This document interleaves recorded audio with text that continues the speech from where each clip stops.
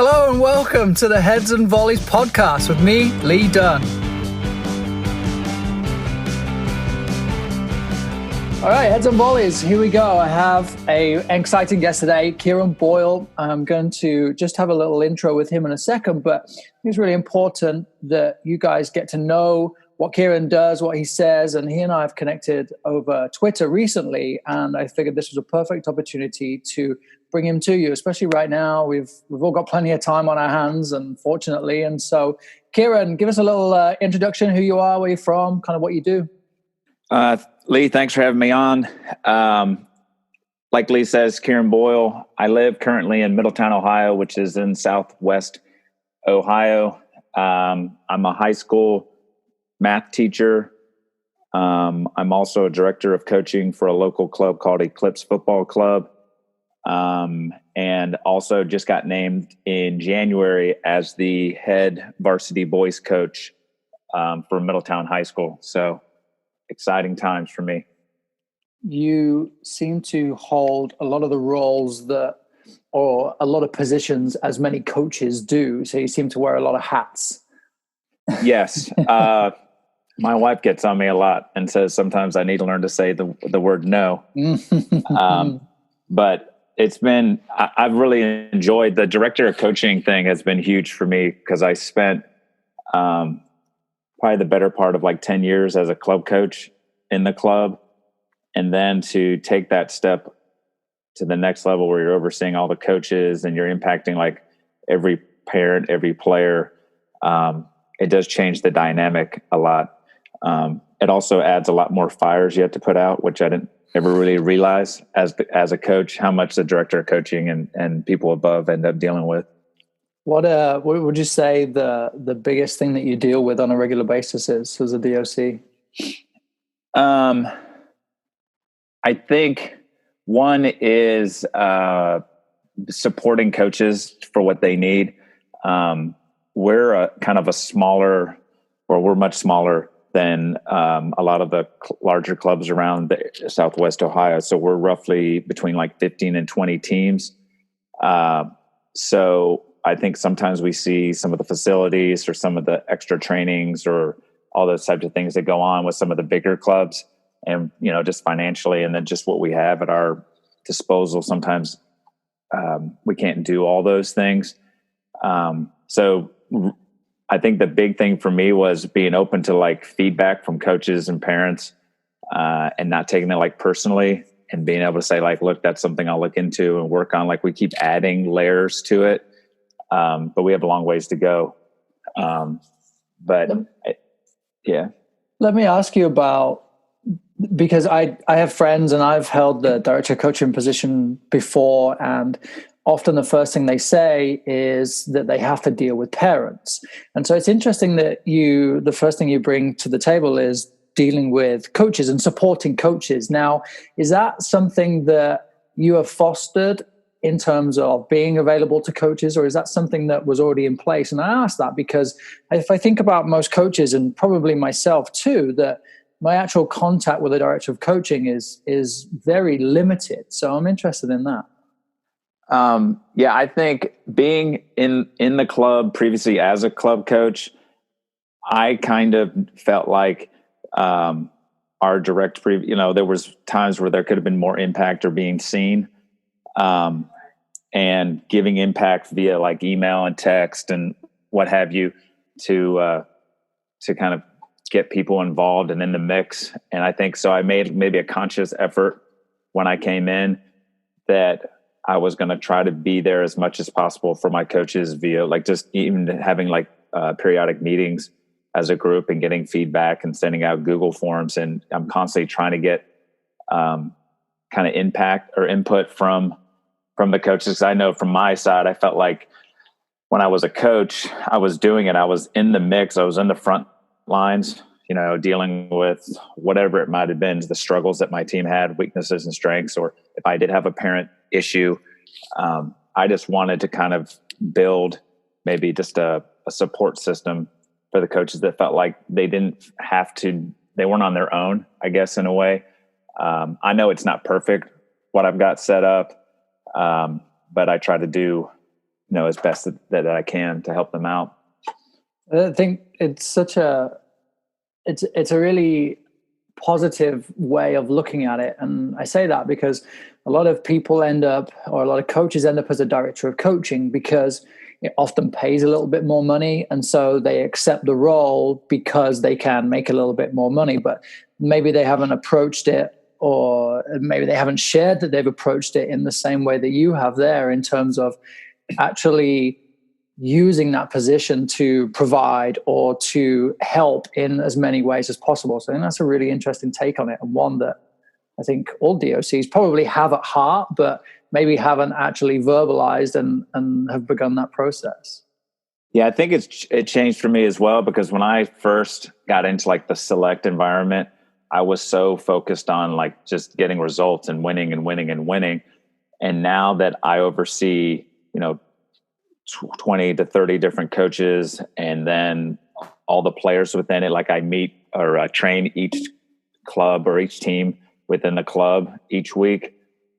If we were doing like right now, but but usually I would have a team training with each of them. So having kind of a broader look on things has changed for me. In terms of coaching, you get so focused on your group of 15 to 18 and what they're doing. So for me as the director, kind of seeing over everything I have to kind of keep a balance, and what have you. And I think that's helped me kind of take a step back and just, I think, the coaching and directing side of it for me has almost become more and more like relational side. So when I see a kid and they get excited and hop up and down and give me a high five, or, and I stop by and just give a quick conversation with my coaches, like being able to go around from field to field and have the kids recognize me. And I know one of the big things for me too, and it's like a teaching thing, is I'm really good with remembering names. So I think it's huge and I tell my coaches, man, you've got to know the names of the kids on your team. It sounds like a simple thing, but it's huge for them when you sit there and pop off like, hey, Peyton, nice job right there, instead of saying like, hey, kiddo, or nice job, big guy, or big, whatever. Yeah. It just, when they know, and I've had it because we'll have club tournaments and I'll be going around on my golf cart, checking things out, and they absolutely love it. I'm just going through and just pinging names left and right.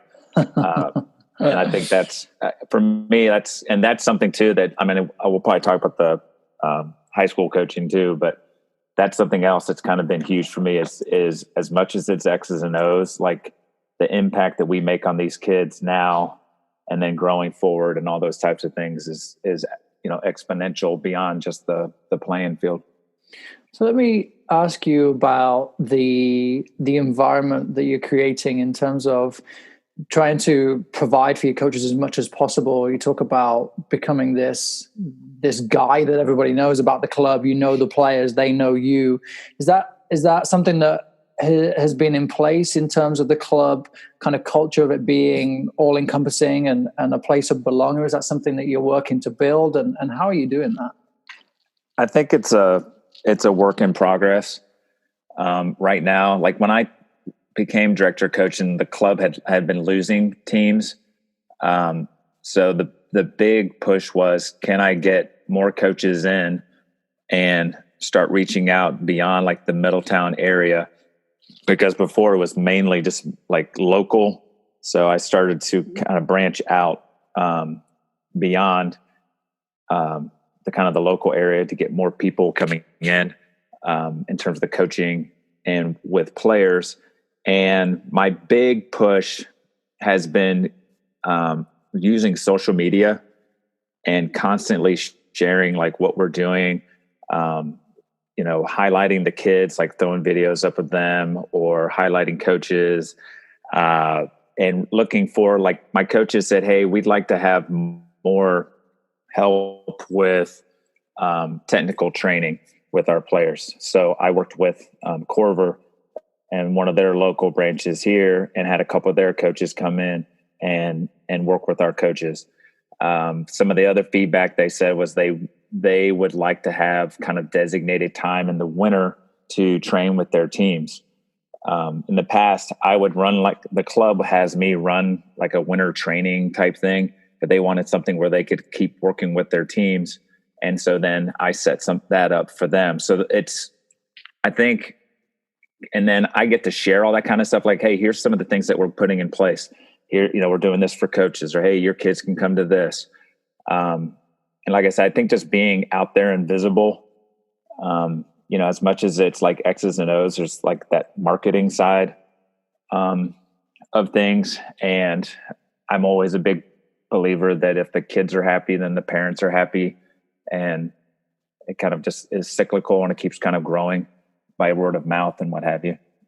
It's really interesting to, it's I guess interesting in terms of having coaches provide their opinion or their requests or their asks, but it's another thing to actually be able to deliver on it. And that I think is really empowering for me as an individual, asking you, can I work with my team? Because often you'll hear, well, actually the way we do it is the DOC deals with it. And that's kind of often a shutdown for people. And the typical kind of, this is the way we do it, so this is the way we do it, and we don't change that. And to know that coaches have that voice, I think do you find that you keep coaches longer, especially if they're higher licensed coaches or coaches that are trying to achieve more, that they find themselves sticking around more because of the environment you're creating?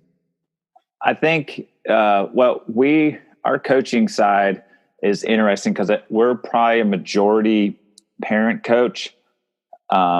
And all of my coaches are volunteers, so none of them get paid. We're one of on the fee side, we're one of the cheapest, if not the cheapest in the area. So for me, that's another I guess motivation to get their input, because I'm really here for them as much, because they're taking time out of their lives and taking their passion and their energy and putting it into the kids, 2-3 times a week for trainings, and then or practices, and then going off and doing their tournaments and games and such. So the other thing is too, a lot of them, since they're local, I think their big push is, what can we do to get our players better in terms of when they slide into high school, and then possibly even beyond. So I think there's like a real lock in from the coaches themselves personally, to see not only their kids, but like their classmates and peers also develop and grow. Because in this area, Southwest Ohio is got, not only at the select level, has some just unreal talent, but also has some really quality high school programs. And right now in my specific area, like in this Middletown area, the high school programs have kind of struggled a bit. So we're trying to now maybe use our Eclipse FC a little bit to kind of grow that.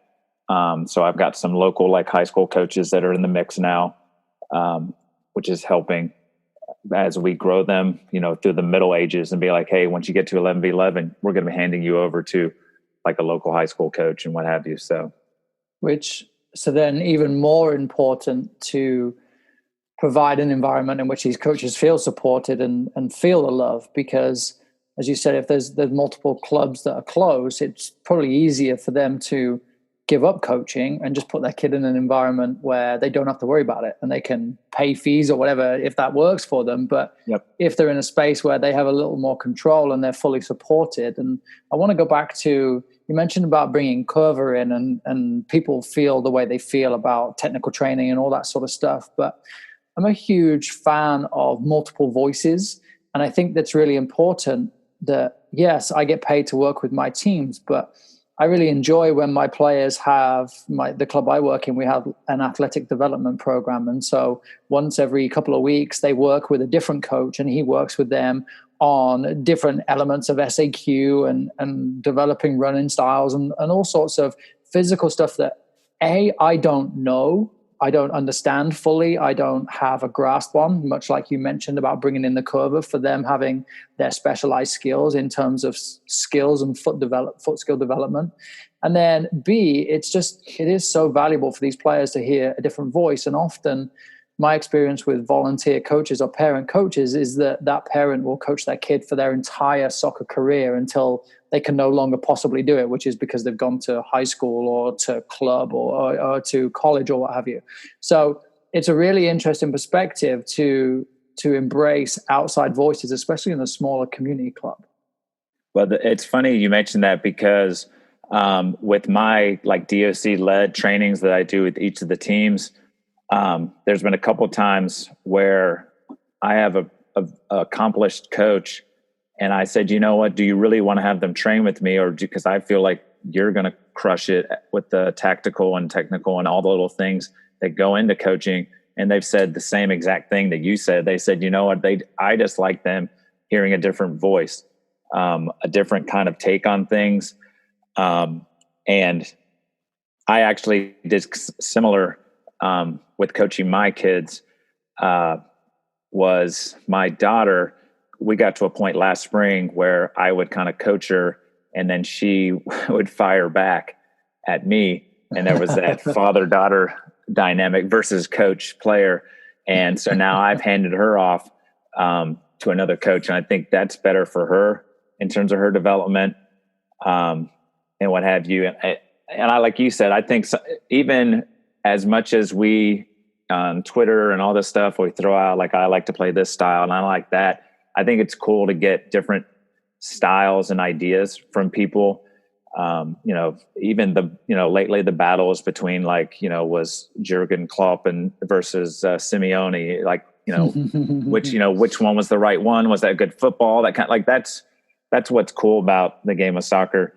And even within my club, it's cool sometimes to see how some of the coaches deal with certain scenarios and what have you. But I think you're right. The more these kids get to hear or see something, like, they will pick up one or two ideas from a session. Hopefully, maybe that's something that spurs them on to be messing with it at home, because that's the ultimate goal, is that these kids are doing stuff beyond the practice and the the game session. And the more variety, I think variety is always good for people. I agree completely. So there's a big push for high school soccer in your area, and you coach high school soccer too. So let's move into what that's like, I guess. Are those players that also play in your club? So you see them kind of both sides? There's a pretty good number of players from the Middletown High School that play in Eclipse FC. So that's changed the dynamic a little bit, because there's all these weird rules about how many can be on a team and who can coach them and all that kind of thing. So that's been pretty cool. The one thing about Middletown is it's very diverse. And so we have a lot of like a Hispanic group. And so I'm really working right now to try to get them involved as much as possible in playing in the high school type of thing. The biggest surprise for me was when I got the job in January, I automatically went to watching all their games on Huddle and breaking things down and like, oh, here's the X's and O's. And I was doing like, oh, well, we do a 4-3-3 or 4-2-3-1 and all this. And then when I got and met with these guys, my whole perspective changed a little bit into like, now I'm really focused on mindset and developing kind of culture and team building and that type of thing at this point. Why is that? I think again, we play the competition is really good down here. And just watching them and like in their videos, and just, I had individual meetings with each of the kids. So I could kind of, I asked them what their goals were for next year. What were their goals for the team? What position they would like to play. And then I asked what things did they like with the program previously and what things did they not like. And just hearing some of the things, a lot of the comments were not so much like technical and tactical things. It wasn't like, oh, I didn't like the formation, or we struggle with passing or whatever. It was more of like, when we got down a goal, our heads got down, or if, sometimes in practice we didn't take it as seriously as we should, or maybe our effort wasn't where it was at. So then that kind of, after talking to them all, it changed my focus a little bit on, I'm building these young men to become young men in the future. Some of them will get to play soccer at the next level, which would be awesome. But those things that they were talking about, I felt like were huge character skills that I need to continue to grow and build. And I think if you have kids that are resilient, work hard, focused,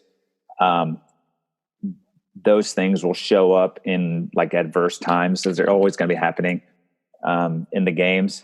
And so I think that kind of changed it a little bit. So that's been my big thing, is just trying to build kind of a family atmosphere within the program.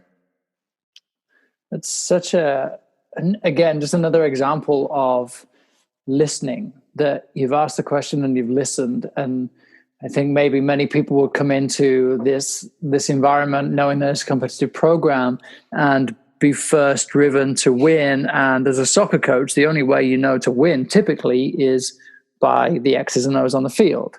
Yet you've asked the question and listened to the players. And do you find that there's a different attitude from those players? You think it is a different world from them now?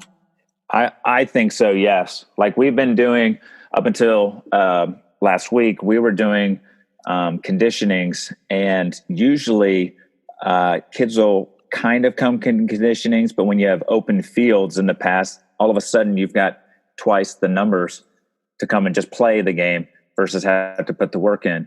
And we have not done any open fields. It's been all conditioning, and we have a strong strength and conditioning coach that works with them, and the numbers have been consistent all the way through. The other thing I think that's huge, kind of like you said with the listening, is the idea of just trust. If I'm going to ask them to go out there and bust their butt for 80 minutes in a varsity contest, they have to trust me. And I think this off season right now, with me being new, I've got to build that before I can start saying, hey, here's the expectations of the style of play and our game model and all those types of little things, is showing that like I show up to everything. I'm constantly in contact with them via text and all that kind of stuff. Like even now with the school closings and what have you, I'm every day they're getting a text from me, or I'm putting something in team app, or I'm posting stuff on Twitter. Like it's a constant, because I feel like the more they see me like supporting them in person or via text, or like that I'm putting work in, they'll continue to do that. So I think for me, it's been huge. Like even taking the steps of everything that I do now that I type out, I translate it and put it into Spanish. So when it goes out, I know that all my players are understanding what's going on. Oh yeah. Because I feel like I know if I was in the position of someone who was like a English second language, or if I was in a different country like Mexico or what have you, I would struggle to kind of be able to communicate. That would just be a huge barrier. I don't want that to be a barrier, because I want them to have opportunity to play. So I'm trying to like work my way through some of the, I don't know if I call them stigmas or whatever, but things that I could work through to make connections, which again, I think directly connects to what I've learned from being the director of coaching, like this, that relationship side of things. If I can build that, then when it comes to, July and August, when we start doing tryouts and start building things and start going there, the mindset and the buy-in I've already got. And I'm kind of at a loss of what to say, because it's so perfect what you said, because there's just so much value in even just translating, or even just trying to connect with every individual and considering who they are and putting yourself in their shoes. And maybe that's something that coaches do, maybe it's something that coaches don't do. But when you hear it like that, you think one of the biggest power questions I've learned is, what can I do, or what can this team do for you to run through a wall for them? So What is it? And when you think about how you can connect with individuals in so many different ways, now you're building this philosophy and this team that is only going to be a good team, regardless of the results, regardless of the performance of the season. You talk about having this buy-in, you talk about having this communication, you talk about having this community of players. And you're a teacher too, is that right, Kieron? Yes, I am. High school math. So you coach and teach in the same high school? No, I actually teach at a high school about 20 minutes away. And then I live in Middletown, and my kids go to that high school, which is another dynamic that is in the mix. You were talking about coaching your kids. So my oldest son will be a senior next year at Middletown High School that I'll be coaching. So that was a big kind of conversation. Like, I went to him and I said, hey, this opportunity is there. You know, how's that feel for you? And kind of got his input on that. So you said you coach your daughter. Have you coached your son too then? Yeah. So I have two sons. My oldest son is now a freshman who's running cross country and track at Bluffton University here in Ohio. So I coached him all the way through. I took a break in the middle when they moved to select, and then I started coaching him and my other son, Bryson, who'll be my senior next year. So I've been coaching them pretty much their whole life, and same thing with my daughter. So yeah, it's been awesome.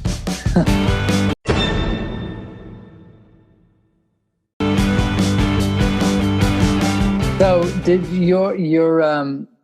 your excursion into coaching soccer was brought about by your kids, and then kind of go full circle into now becoming the DOC and influencing many others?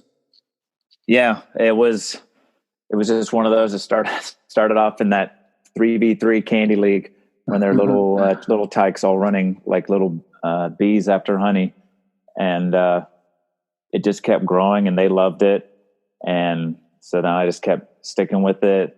And it got to a point where at that point it was in the rec arena, and there's always that kind of spot where we fought the move to select, my wife and I, for a while.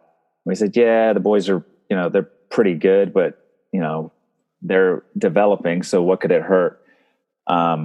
And then it was after some nudging from some parents, friends of ours, and some coaches that said, look, their development will go even further if you put them in some more challenging opportunities. And so then they kind of moved over into the select side. And then I was a parent for a couple of years and watched, which was nice.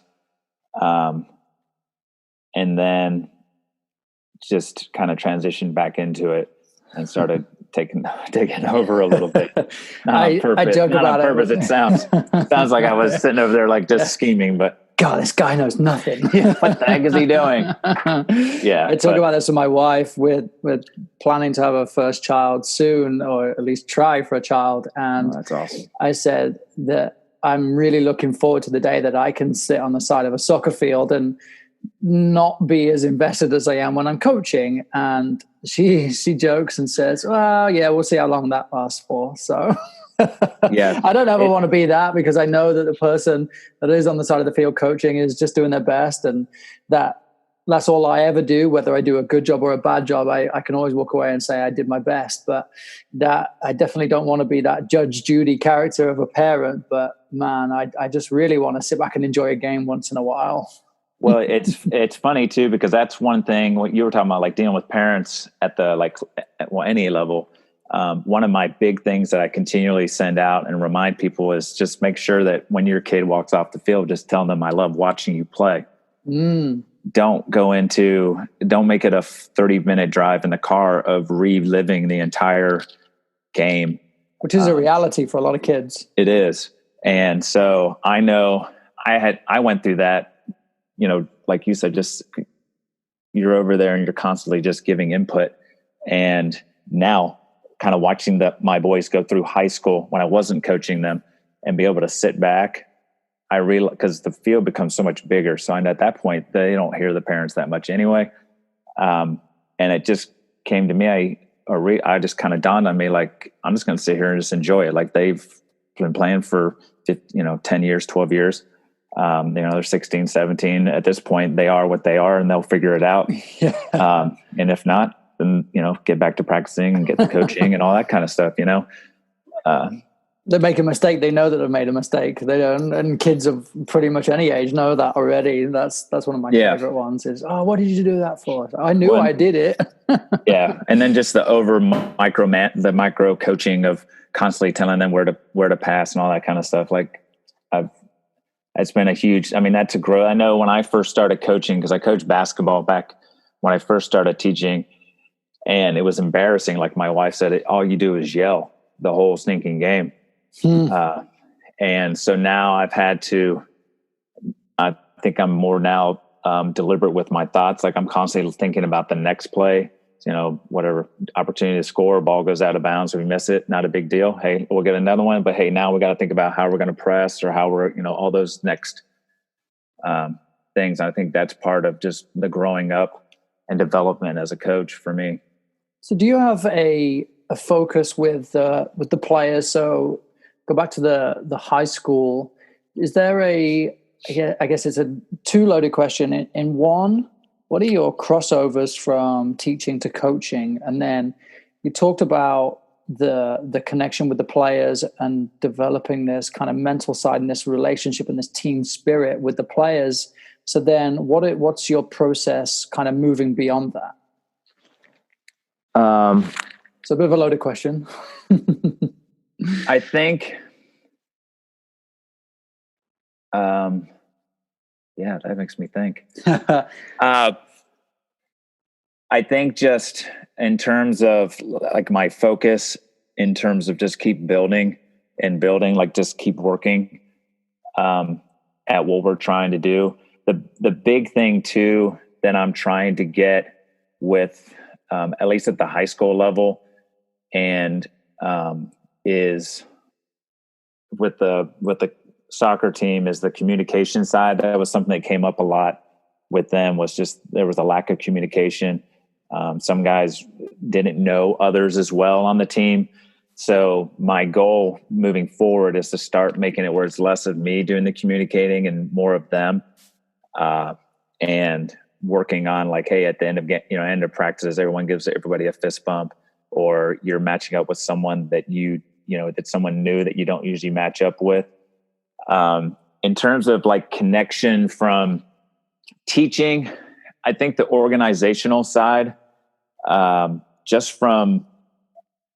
reached out to a lot of high school coaches via Twitter and what have you, and social media, and gotten a lot of really cool things. And one of the big things that I pick up on is everyone is very organized in what they want to get accomplished. So I've been trying to be sending out, like, hey, here's what our conditioning is going to look like. Here's what this week's coming up is going to look like just trying to paint the picture as much as possible, to take away any like surprises, and what have you, especially not only for them, but for their parents. So they know, hey, at this time, and I'm real big on, if we're done at 4:30, we're done at 4:30. I'm not big on like continuing on just so I can get my extra 2 points in, type of thing. But I think, you made a good point there to touch on that.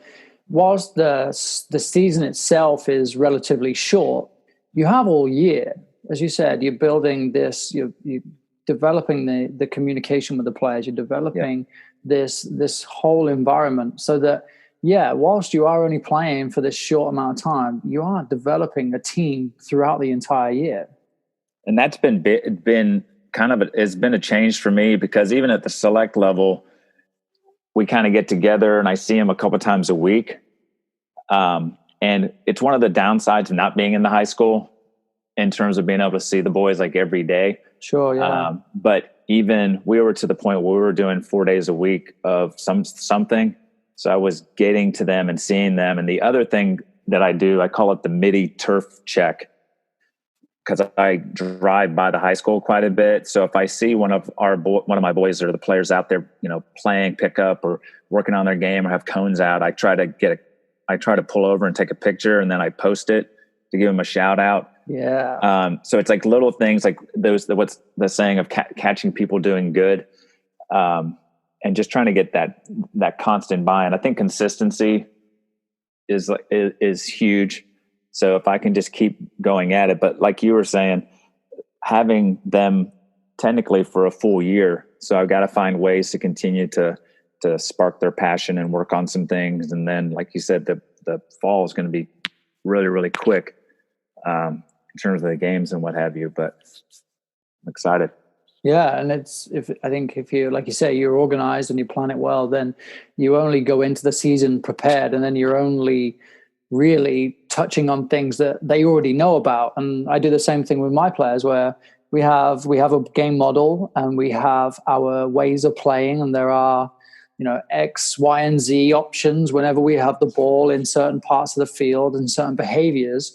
So a lot of our practices look very similar, and the games are often very similar. The numbers vary depending on our periodization, but nothing is new to them. Whenever they come to practice, they know that in this block we're working on whatever the phase is, and when they get there, there's no surprises. I'm not about to say something that's going to shock them or confuse them. And I'm such a huge proponent of giving them the answers and not the answer, but here are some answers based on this situation. And I found that the players are so much more comfortable and so much more prepared. So to go back to Eclipse and to connect your Twitter a little bit more, I see that you post a lot of styles of play, lots of videos. I know that there's always elements of like possession and keeping the ball and decisions with the ball. And so do you have your own style of play? Is that something that you put into the club? And if you do put that into the club, how is that received by volunteer coaches? I love the idea of winning the ball and keeping the ball. I love the idea of building out of the back and having like a general shape to the, where people can see that you actually have some type of vision to how you want to play. I have, it's a balancing act as the director of coaching in terms of how much, I give and kind of say like, I'd like to see this, because like you said, with them being volunteers, some of them have their ideas and what have you. And I think that's part of my part of listening to them and giving them input is for them to at least, give that same respect on the other end. We last spring or last fall, I kind of introduced the idea of instead of just hoofing it on goal kicks, to actually look to play just a simple pass and then work your way out. And I think the majority of the teams are doing that. And so I'm constantly kind of sharing those types of things. I had a U12 girls team this past fall, and I would videotape and document kind of the growth of the team from like when we first started to, over the course of the 2 or 3 months, and would constantly share that with the coaches. So they kind of see, that I'm not just only saying, hey, look, just because, everybody can pull out Barca or Man City and say, look at this is what we want to do. But for me to actually say like, look, here's some 11 and 12-year-olds who are trying to learn the game, and we can do some things from building out of the back. Cause I think that's the scare is at the rec level. And when you begin in select, you kind of go back to what you're used to, which is let's just get it and let's get it forward as quickly as possible. Right. So I think it's just part of my job is to continually just keep sharing ideas, showing what I'm doing with teams. I think the other thing that has helped a little bit is my teams that like I coached, and as we progressed each year going up, we continually got better and like moved further up in our leagues and what have you.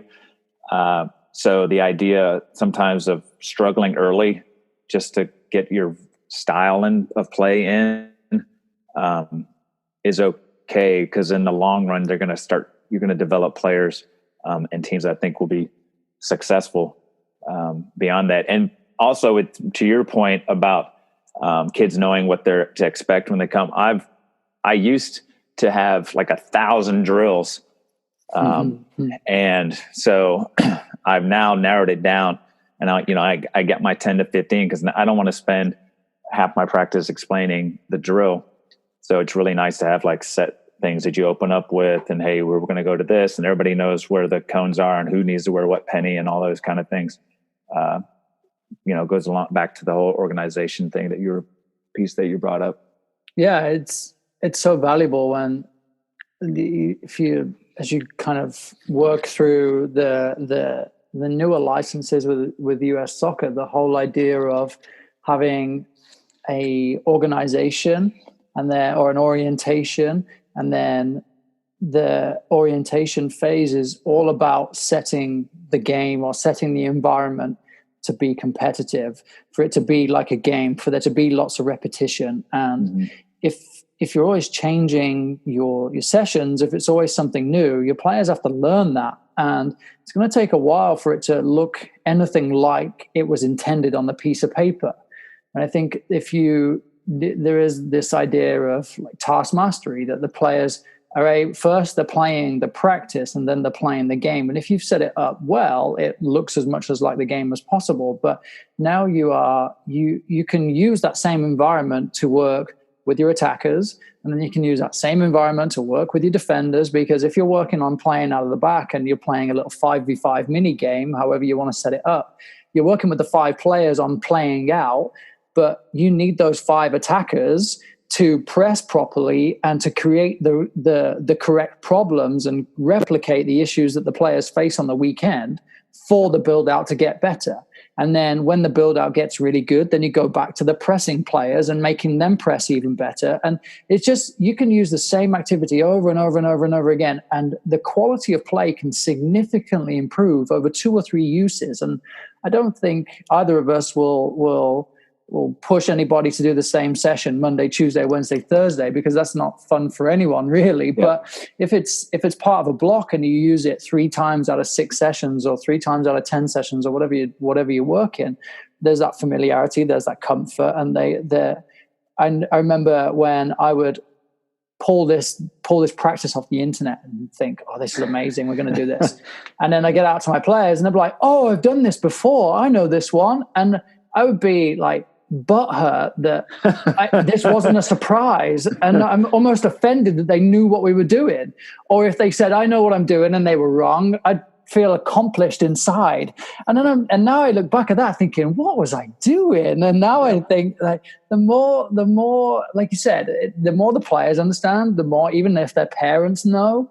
And I like to share kind of our model and our plans and our style of play as much as possible, because if their kid is playing in a situation that's really tough, because I've been working with the other side of the ball for the whole session, and he keeps making mistakes or he keeps giving the ball away, he's going to feel bad. He's not going to have had a great session.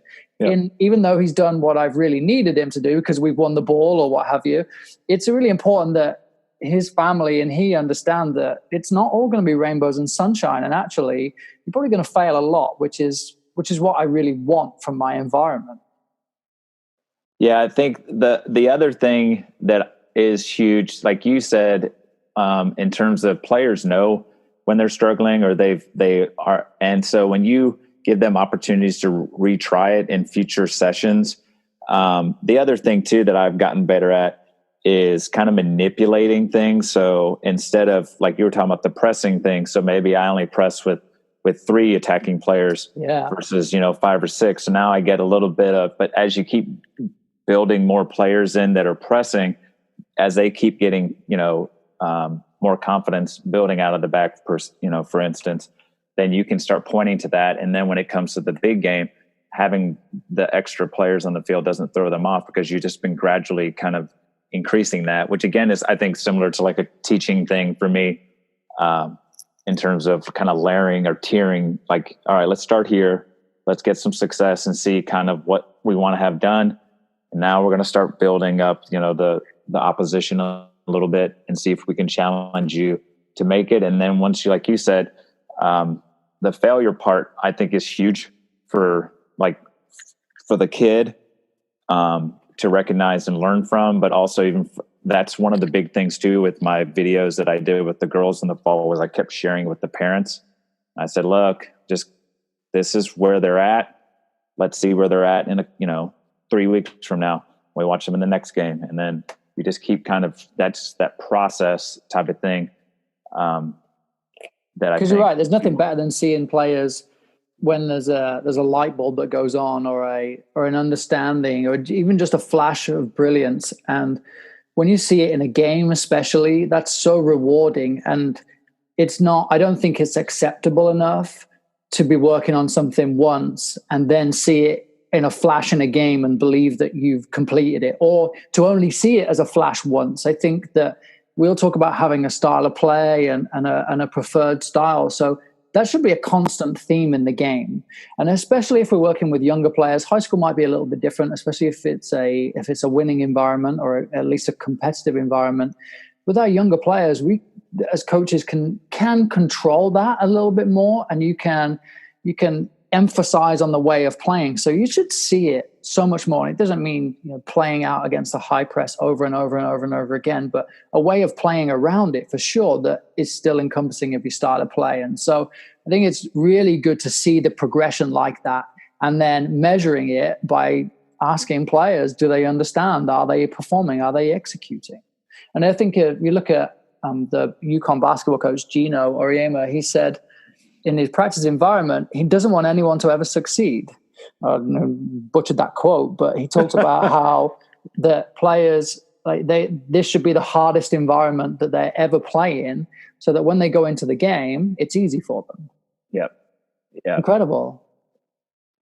Yeah. He's, his level and his standards are so high that the game is almost a break for them. Yeah. but even with what you were saying with the players when they struggle, and like even when let's say the other team is high pressing and it's super like we're having major trouble getting out, that's where that next question of, well, look, man, if building out isn't an option, what can we look at next? And I think the kids, it's kind of like we even talked about with the communication and getting input on people is these kids are smart.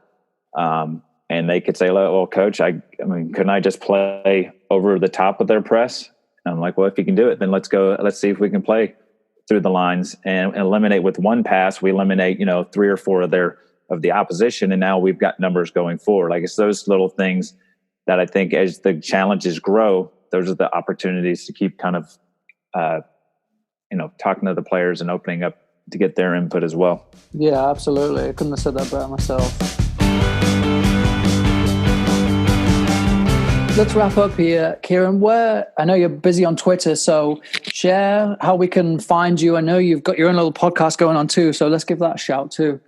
Yeah, so I put out it's called Kieron's Mini Rants, and I think it goes out on all like Apple Podcasts and iTunes and all that kind of Spotify, and I make it through Anchor, and it's really like right now.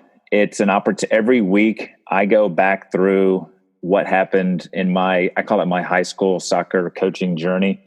So it's an opportunity for me to share, like even this past week, what went down in terms of with the coronavirus coming through and the impact it had on us this week. And then I also did like a special homework for them using a Google Doc and all that. So I'll go in and explain all of that. So I've kind of starting back in January, I think like 6 or 7 episodes with that. And it's usually just me just kind of talking about that. So if people want to check that out, they can. And then on Twitter, I'm at Coach_Boyle. That's my main place. Twitter's, I love Twitter. Even before I got on to chat with you, got a message from a coach that's trying to develop more culture and stuff with her high school team. And she said she's struggling right now because without having face-to-face, she's trying to find something to do kind of more online, and it saw that I'd been doing some stuff. So it's really cool. I'd like to connect with people like you and other high school coaches. I think as much as there's so many different styles and ideas, and I want to focus on technical or always focus on tactical, or if we're about fitness and all those kind of little things. It's really cool to have Twitter and have this mishmash, whatever, of ideas. And the cool thing for me has been just like you throw out a question and boom, you get answers from coaches from all different levels in terms of their coaching ability and their licenses to where they are in the country, in the world. So if people want to hit me up on Coach_Boyle, I'd love to have, what things people are doing at the high school level, what they're doing as a director of coaching. I'm always just out there learning as I go, because I'll never say that I know everything for sure. Just keep trying to do the best I can. Is that saying that once you realize I learned the most when I realized I knew nothing, something along those lines? Again, just having an open mind, right? Of just engaging. And that's what I really like. You and I are huge proponents of Twitter here. I mean, this is how we connected too. But the idea that I was really nervous when I first started on Twitter and started putting my own content out there, or just almost not exposing, but being vulnerable, that, I have this way that I believe, and somebody could easily shoot me down, or somebody could easily be offensive. And I see plenty of bad stuff on social media too. But I think that the coaching environment, people will challenge you, but they're never truly disrespectful. They're never really bad toward you. So I know there'll be people that are listening that are often in the background and will save things or, copy things that they see. And that's great. But I can only encourage people to get as involved as possible. And even if they don't want to post their own stuff, ask questions and know that there is effectively a support group out there that are willing and able to help and want to help as much as possible.